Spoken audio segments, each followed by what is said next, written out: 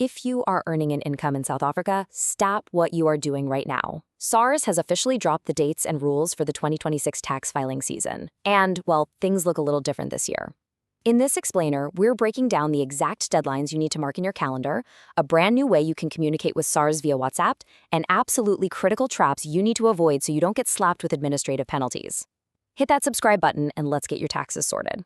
SARS actually has an official motto this year. The power of done starts with knowing when to act. And honestly, I love this because it perfectly captures exactly why we're here today. Getting your taxes sorted early, it isn't just about ticking a compliance box. It gives you absolute peace of mind. No last-minute panic, no looming dread, just the power of knowing you're totally done and dusted.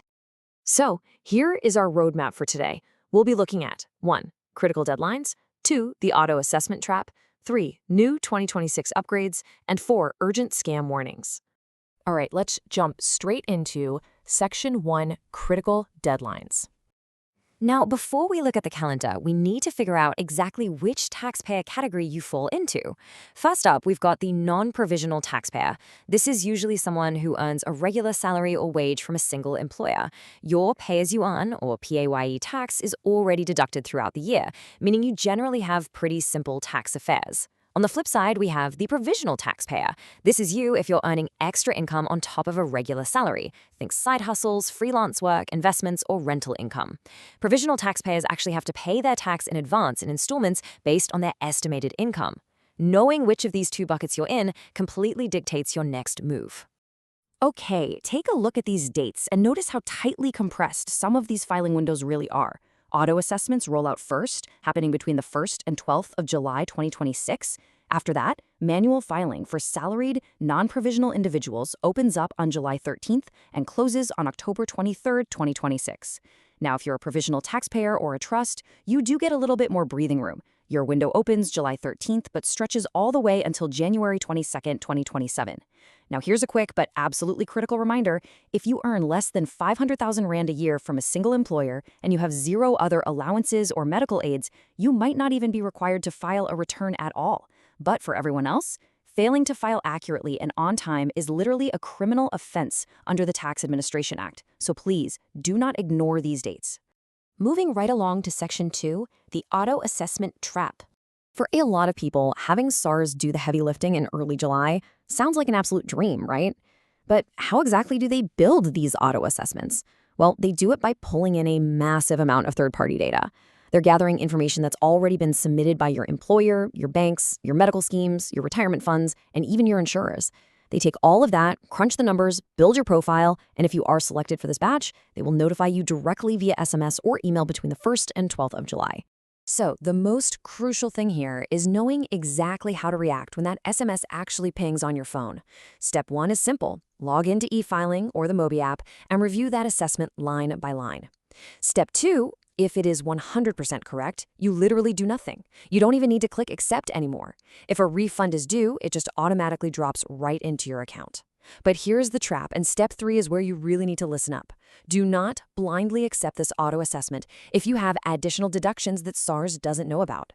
As we detailed in our previous explainer that was specifically focused on auto assessments, if you have extra out-of-pocket medical expenses, a detailed travel logbook for your car allowance, or donations to public benefit organizations, SARS is going to miss those. If your data is incomplete, you must edit the return and file an updated ITR-12 manually starting from July 13th. Now, if you're sitting there wondering, hey, am I in the auto assessment batch? You can easily check your status using the SARS Online Query System, or SOQS. But heed this official warning straight from SARS. Wait for the official SMS or email notice before you actually log into e-filing or the Mobi app to check the final numbers. You've got to give their system time to finalize your profile. Okay, let's look at Section 3, New Features for 2026. If you do find yourself having to manually file in mid-July, the good news is SARS has actively tried to make the whole process a lot less painful this year. The standard ITR-12 form has been beautifully simplified, and they've stripped out a ton of those annoying repetitive questions. They've also added a super easy drop-down list so you can just select your approved medical aid scheme, completely eliminating frustrating typing errors. Plus, they've improved the guidance around residency status. But the real standout feature here? The new declaration alerts. Think of this as a built-in pre-submission checklist. It basically basically acts as a safety net that flags potential issues and helps you fix errors before you hit submit. This is huge, guys, because it drastically lowers the chances of your return getting flagged for a painful, time-consuming audit verification. And that brings us to what is easily the biggest tech update of the entire 2026 tax season: WhatsApp integration. That's right. If you're part of the auto-assessed group and you'd really prefer not to wrestle with e-filing or sift through emails, you can now manage your key documents directly through WhatsApp. You can get your notice of assessment, that's your ITA 34, you can request a statement of account, and you can even upload your supporting documents right there inside your WhatsApp chat. It is incredibly convenient and makes the power of done that much more accessible for everyone. Let's pivot to Section 4, Urgent Scam Warnings. Unfortunately, with all this great digital convenience comes a very real need for caution. I really want you to ask yourself this question every single time your phone buzzes with a tax-related message over the next few months. Am I being scammed? These scammers are highly sophisticated now. They are mimicking official SARS communication perfectly, and they are directly after your personal details and your hard-earned money. So here are the top 4 active threats you absolutely need to memorize right now. Number 1 is the fake refund SMS.